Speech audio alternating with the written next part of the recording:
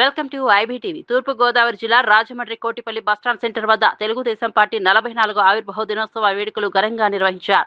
ఈ సందర్భంగా rural MLA polit bureau సభ్యుడు గోరంట్ల బుచ్చయ్య చౌదరి ఎన్టీఆర్ విగ్రహానికి పూలమాలలు వేసి నివాళులర్పించారు. కడియం నుంచి భారీ పూలదండను తీసుకొచ్చిన రిక్షాను స్వయంగా తొక్కి కార్యకర్తల్లో ఉత్సాహం నింపారు.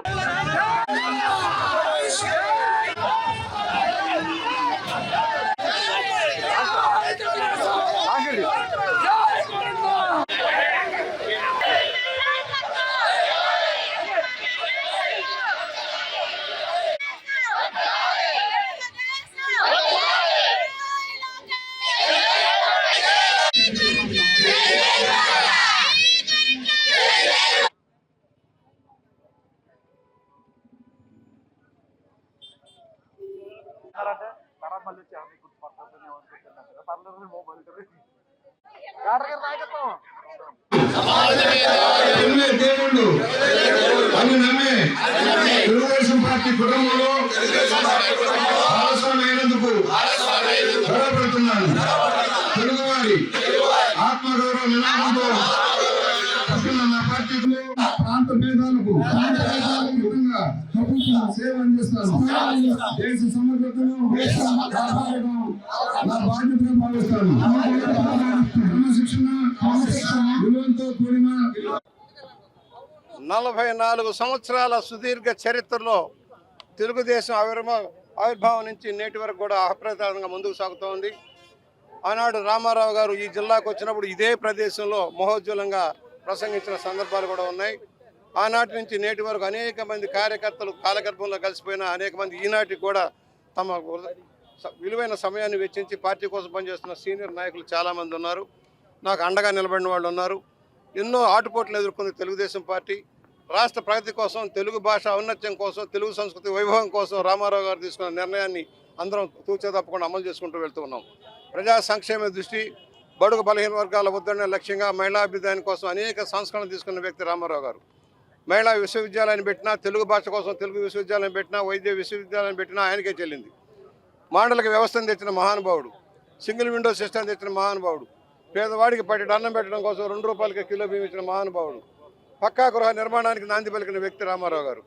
అలాంటి అనేక సంస్కరణలు తెచ్చిన వ్యక్తి. తెలుగు భాష గౌరవం, ప్రపంచవ్యాప్తంగా గుర్తింపు, మద్రాసీలు అన్న పదం నుంచి ఆంధ్రప్రదేశ్లో తెలుగువారు ఉన్నారన్న భావనలో తెచ్చిన వ్యక్తి. అలాంటి రామారావు గారు పెట్టిన ఈ పార్టీ నేటికి కూడా చెక్కు జరగకుండా ముందుకు సాగుతూ ఉంది. అనేక సంవత్సరాలుగా అధికారంలో ఉండి ప్రజా సంక్షేమం, దళితులకి, బలహీన వర్గాలకి పెద్దపీట వేసి మహిళా రిజర్వేషన్ కల్పించి ఉద్యోగాల్లోనూ కూడా, ఉపాధిలోనూ, కళాశాలలో కూడా సీట్ల రిజర్వేషన్ కల్పించిన వ్యక్తి రామారావు గారు. అలాంటి వ్యక్తి ఈ రోజున మన మధ్యలో పోయిన ఆశనం ఉంది. తెలుగు వారికి ఒక గుర్తింపు వచ్చింది ప్రపంచంలో. ఇవాళ చంద్రబాబు నాయుడు దాన్ని పునికి పుచ్చుకొని ముందుకు తీసుకెళ్తూ ఉన్నారు. యువ నాయకుడు లోకేష్ గారి సారథ్యంలో ముందుకు సాగుతున్నాం. రాష్ట్రాన్ని ఎన్నో ఇక్కట్ల నుంచి బయటపడేసి పారిశ్రామిక ప్రగతి సాధించి, అభివృద్ధి సాధించి, ఆర్థిక అభివృద్ధి సాధించి రాష్ట్రాన్ని ముందుకు తీసుకెళ్లడం కోసం జరుగుతున్న కృషిలో అందరం భాగస్వాములు అవ్వాలని కోరుకుంటా ఉన్నాం. అనేక ఆటుపోట్లు ఉన్నాయి, ఇబ్బందులు ఉన్నాయి. గత ప్రభుత్వ నిర్వాహం వల్ల గాడి తప్పిన పరిపాలన సవ్యంగా పెట్టుకోవడం, ఆర్థిక వనరులు సమీకరించుకోవడం చేస్తున్నాం. గ్రూపు రాజకీయాలకి, కక్షల కార్పొరేషన్ రాజకీయాలకి అతీతంగా విలువైన సమయాన్ని ప్రజా సంక్షేమం కోసం వెచ్చించే లక్ష్యంలో ముందుకెళ్తున్నాం. ఈ రోజున అన్నగారికి దండ వేసే అదృష్టం మాకు లభిస్తుంది. వాడలా కూడా ఇవాళ పండుగలాగా కార్యక్రమం జరుగుతోంది. 44వ సంవత్సరం ఆవిర్భావ దినోత్సవాన్ని ఘనంగా చేసుకుంటా ఉన్నాం. ఈ సంక్షేమం ముందుకు సాగుతుంది, పరిపాలన సాగుతుంది. రాష్ట్ర ప్రభుత్వం 30 సంవత్సరాల పాటు అధికారంలో ఉండాలని, భారతదేశంలో అగ్రగామి రాష్ట్రంగా పడివెళ్ళాలని, దానికి మనందరం చేయగలిపి ముందుకు సాగుదాం. ఎన్ని కష్టాలను ఎదుర్కొందామని సవినీయంగా మనవి చేస్తూ మరొకసారి అమరజీవి రామారావు గారికి ధన్యవాదాలు తెలియజేస్తూ, స్వాతంత్ర పోరాటంలో ఎంతోమంది అసూలు బాశారు. అలాగే దేశం కోసం అసూలు బాసిన అనేక మహానుభావులు కూడా స్మరించుకుంటున్నాం. అంబేద్కర్ మహాశయుని ఆశయాలు, పూలే మహాశయుని నిర్ణయాలు, రామారావు గారి యొక్క ఆశయ సిద్ధి కోసం మనం కృషి చేద్దామని సవినీయంగా మనవి చేస్తూ, అంబేద్కర్ ఆలోచన విధానాన్ని కూడా పునరుపుచ్చుకుందాం. గౌతమ బుద్ధుని స్మరణ చేసుకుందాం.